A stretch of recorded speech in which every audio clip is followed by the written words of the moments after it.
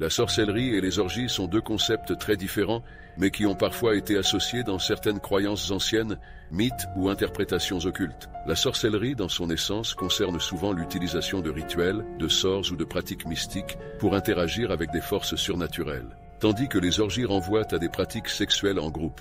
Historiquement, certaines cultures ou groupes ésotériques ont lié la sexualité à des pratiques spirituelles ou magiques. Ils voyaient l'énergie sexuelle comme un puissant outil de transformation ou de connexion avec des forces invisibles. Cependant, ces interprétations varient beaucoup en fonction des croyances, des époques et des sociétés. Dans les récits populaires, notamment au cours des périodes de chasse aux sorcières en Europe, certaines personnes accusées de sorcellerie étaient également accusées de se livrer à des orgies. Ceci se produisait dans le cadre de rituels occultes ou démoniaques. Ces accusations étaient souvent des projections des peurs et des fantasmes des accusateurs, plus que des réalités pratiques. Aujourd'hui, il existe encore des groupes ou des pratiques ésotériques qui peuvent incorporer des éléments de sexualité dans leurs rituels. Mais ce sont des croyances marginales qui ne correspondent pas aux pratiques générales de la sorcellerie moderne. Cette dernière est souvent associée à des mouvements comme la Wicca ou d'autres spiritualités néo-païennes. Ces mouvements se concentrent davantage sur la nature, la guérison et l'énergie personnelle. Que penses-tu de ces liens entre ces deux concepts ?